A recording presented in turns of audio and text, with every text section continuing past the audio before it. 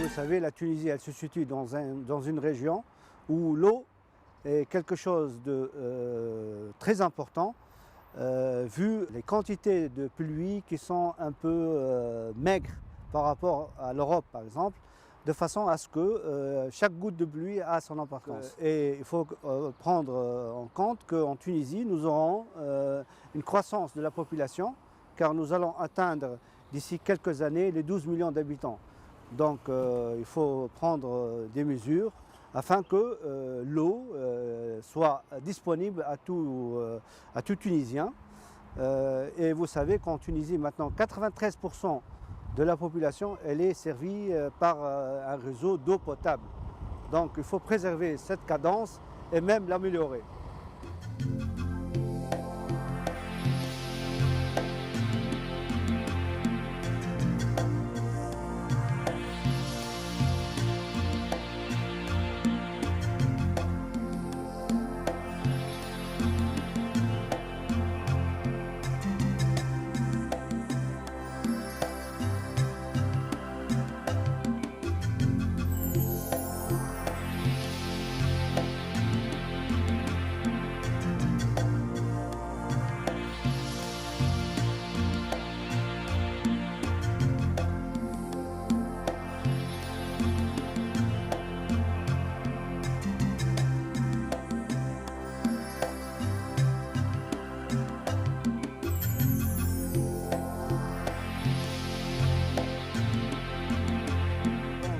L'Agence nationale de protection de l'environnement, sous la tutelle du ministère de l'Environnement et du Développement durable, a c'est-à-dire les prérogatives de préserver et de surveiller et de contrôler l'environnement de façon générale et les milieux, entre autres les milieux hydriques.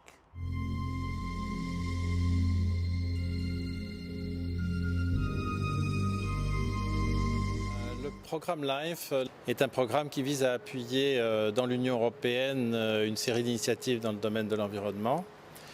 Et ce programme a une composante qui concerne les pays voisins de l'Union européenne.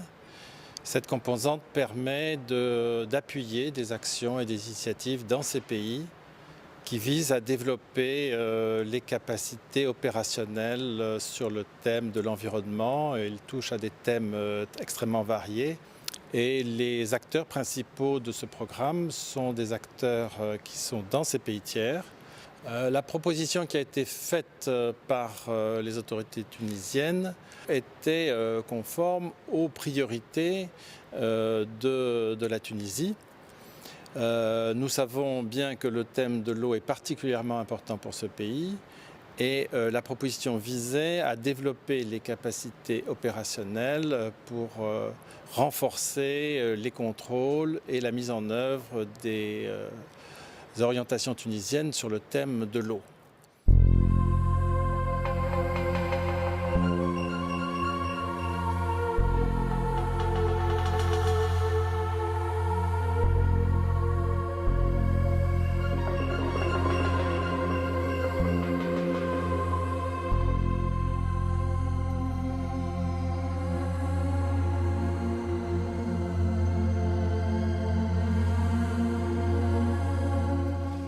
Le projet COPO, c'est un projet de contrôle de la pollution hydrique en Tunisie et la coordination entre les différentes institutions impliquées dans le secteur de l'eau en Tunisie. Ce projet est financé en partie par le programme LIFE Pays Tiers de la Commission européenne et par le budget de l'État en Tunisie. Elle est encore financée en partie par l'Aquapole Université de Liège. Donc l'Aquapole travaille essentiellement avec le niveau international, puisque 70% de son activité est réalisée avec des contrats internationaux, que ce soit des contrats européens ou même mondiaux. En particulier, l'Aquapole est présente en Afrique et en Asie, et en Afrique à travers le projet COPO, qui permet, grâce à son approche multidisciplinaire et intégratrice, d'apporter un support et un appui à l'administration tunisienne pour la mise en œuvre de la gestion intégrée des ressources en eau et la mise en œuvre de son système de monitoring des eaux de surface et en particulier du bassin versant de la Mégerda.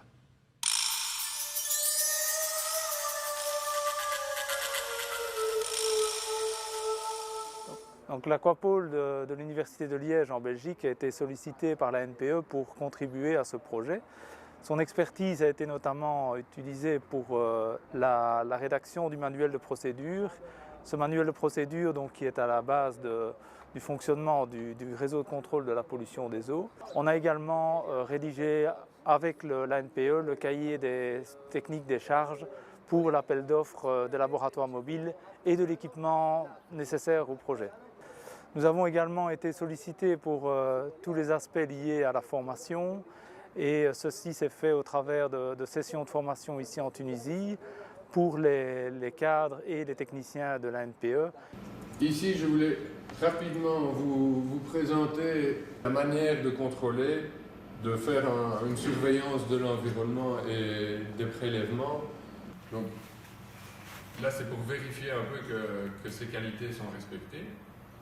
Et aussi pour constater des pollutions. Quand on vous dit qu'il y a une pollution, vous voyez effectivement qu'il y a une pollution, mais si vous ne faites pas une analyse, il n'y a aucune preuve. Quand on fait un contrôle en entreprise, comme vous l'avez vu, la première chose à faire, c'est d'abord de savoir ce que l'entreprise fait et comment, pour savoir ce qu'on peut retrouver dans leur projet. Donc, c'est connaître le process technique et de connaître, quand on connaît le process technique, on sait aussi savoir si on a besoin d'un échantillonneur sur 24 heures, sur une semaine, sur une heure, en prélèvement ponctuel. Donc ça, tout ça est décidé à partir du moment où on connaît le process. Les fiches de terrain que vous avez dans le manuel de procédure, qu'il faudra que vous mettiez un peu à votre sauce. Donc ça c'est quand même un outil assez important. Donc en fait, moi je vous invite vraiment à partir de ces fiches de terrain, à les compléter, à les ajuster. Vous avez accès à la base de données et alors au fur et à mesure de le construire, parce qu'après vous pourrez greffer vos résultats aussi sur cette base de données. Enfin, voilà, mais donc tout ça, ce sont des instruments qui doivent être utilisés et que vous devez ajuster en fonction de votre besoin, etc.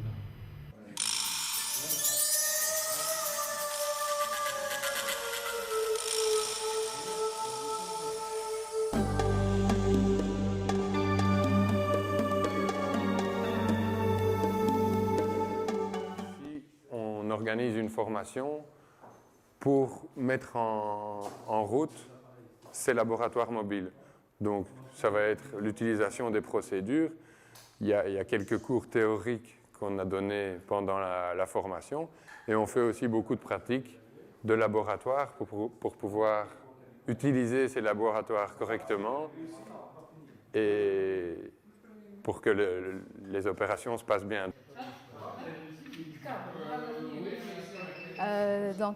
Cette formation m'a aidé à acquérir plus de connaissances avec le matériel et les procédures, protocoles d'analyse et d'échantillonnage. Il y en a des techniques déjà pratiquées et donc d'autres que je me suis initiée avec.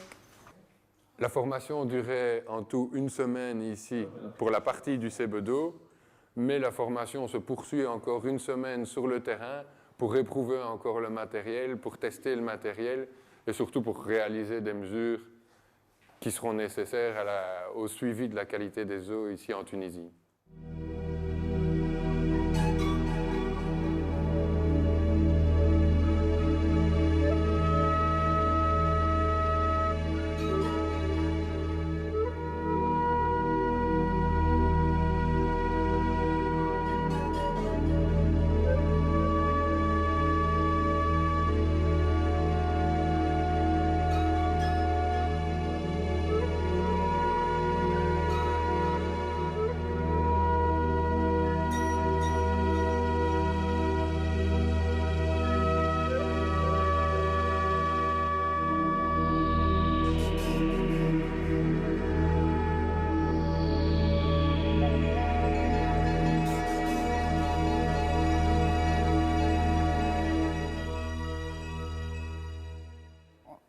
Je pense que c'est un stage utile pour moi et pour mes collègues dans les connaissances et dans les manipulations et surtout nous aider à penser et mettre dans l'esprit tout ce qui est qualité, accréditation des laboratoires et comment s'organiser dans ce domaine. Les 3 techniciens du laboratoire viendront au Sebedo en Belgique, à Liège, suivre une formation au niveau du laboratoire du Sebedo pour voir un peu les techniques que le Sebedo utilise et de pouvoir un peu les confronter avec leurs techniques à eux. Le Sebedo, c'est le Centre belge d'études et de documentation de l'eau. Donc c'est un centre d'expertise et de recherche en traitement et gestion des eaux. Donc au Sebedo, on a en gros 2 parties dans cet organisme. On a une partie qui s'occupe d'analyser les eaux que le Sebedo reçoit et une partie qui est composée d'ingénieurs qui ont le rôle d'entrer dans des projets de recherche. Donc tout ce qui concerne l'expertise et la recherche dans le domaine du traitement de l'eau.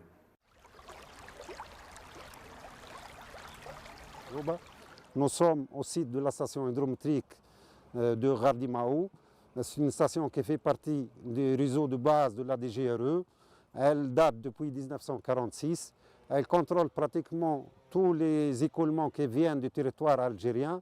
Elle contrôle un bassin versant de 1410 km², dont 1000 km² se trouvent en Algérie. Aujourd'hui, nous sommes là avec l'équipe de la MPE pour voir comment prendre les échantillons pour estimer la qualité de l'eau.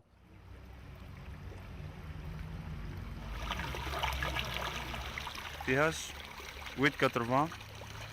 La conductivité 1,5. total de sel dissous 1358. et la salinité 1,07. Potentiel redox moins 102. L'oxygène, c'est 12,2.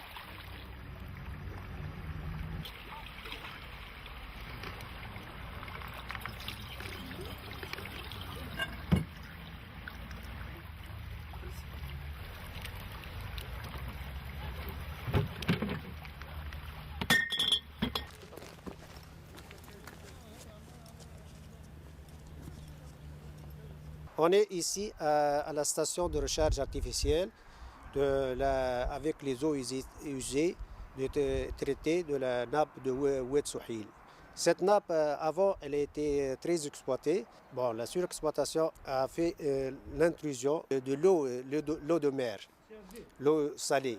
Pour remédier à ce problème et parce que cette région c'est une région agricole avec des agrumes, on a fait la recharge de la nappe avec ces eaux usées parce qu'on n'a pas d'autres moyens pour que la salinité baisser la salinité dans la nappe. La station elle est composée de 4 bassins. On est arrivé le maximum ici jusqu'à 200 000 m3 par an. On fait la recharge dans la période où il n'y a pas d'irrigation, c'est-à-dire parce que les eaux usées sont utilisées pour l'irrigation d'un périmètre irrigué pour les agrumes et les cultures foragères.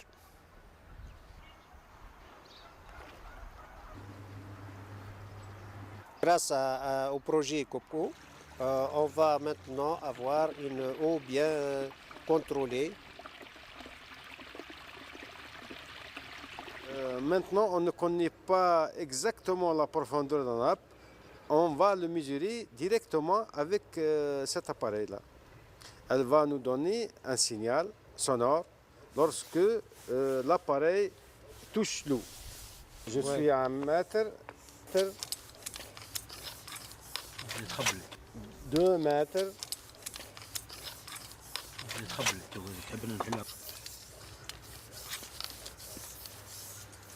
9 mètres,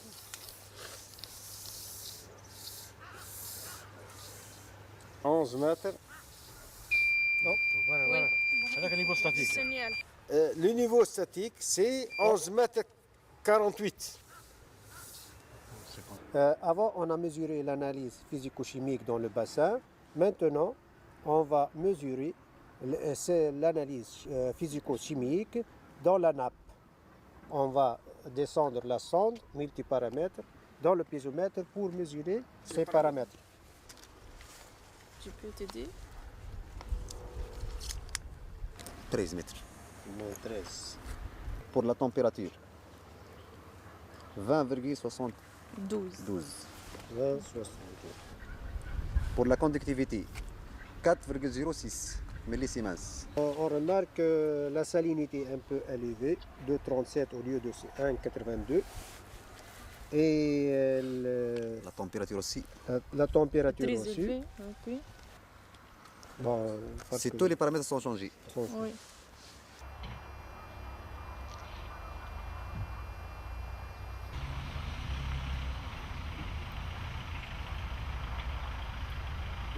Depuis 2004, on a commencé à contrôler 7 millions de récepteurs, mais avec le commencement de la mise en place des réseaux en janvier 2007, on est arrivé actuellement à contrôler 34 millions de récepteurs. Nous avons 529 points de mesure qu'on contrôle dans le nord de la Tunisie et le centre. On a fait 5880 analyses, des paramètres d'analyse de l'eau. Notre objectif d'ici juin 2010, on va couvrir toute la République et on a comme objectif c'est 234 millions de récepteurs dans toute la République tunisienne.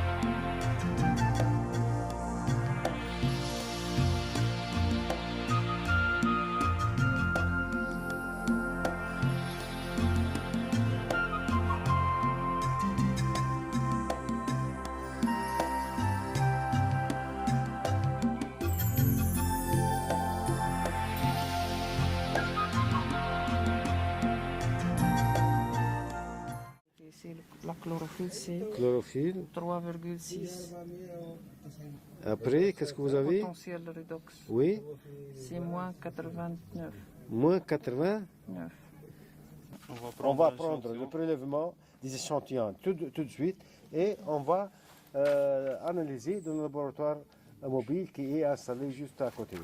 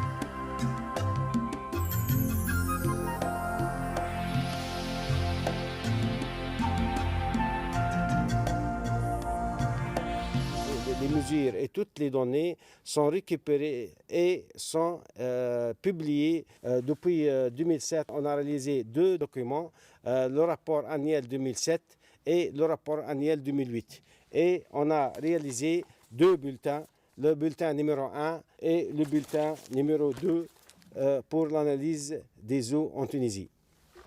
Nous sommes ici au village de Khlidia, à côté du canal Major d'Akabon, plus précisément à côté de la station de pompage SP1, qui est destinée à deux usages de recharge de la nappe et d'irrigation du périmètre irrigué.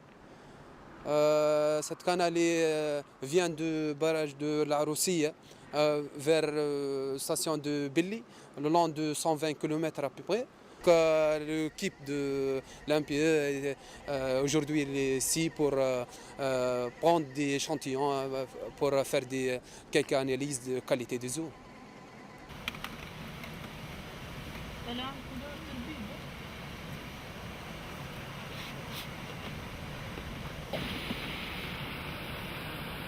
La première remarque qu'on a eue ici, cette eau est chargée en matière en suspension avec des particules, avec une couleur qui n'est pas claire, il y a un peu trouble.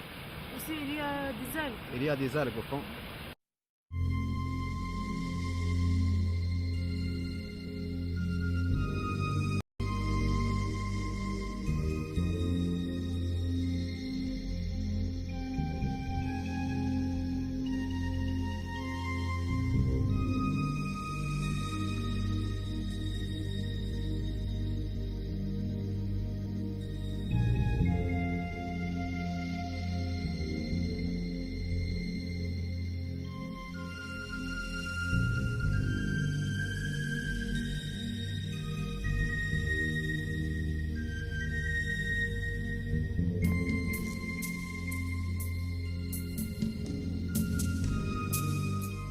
Nous sommes à 20 km de Kirouan.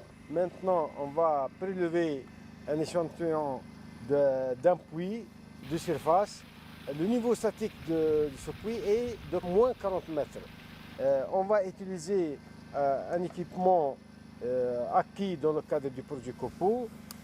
C'est une pompe immergée alimentée par le courant électrique du laboratoire mobile avec un groupe électrogène. On va pomper une quantité de à peu près 2 litres par seconde et on va prendre nos échantillons qu'on va analyser juste à côté de laboratoire mobile, c'est-à-dire dans la campagne, et on va avoir nos résultats. La proposition qui a été faite par les autorités tunisiennes correspondait très largement aux ambitions du programme Life Pays Tiers. Il avait une composante importante qui est une composante de dissémination, de réplication, de mise en œuvre qui se faisait notamment par un site internet, un site web. Et donc ce projet correspondait exactement à la philosophie et aux ambitions du programme Pays Tiers et en plus aux priorités des autorités tunisiennes.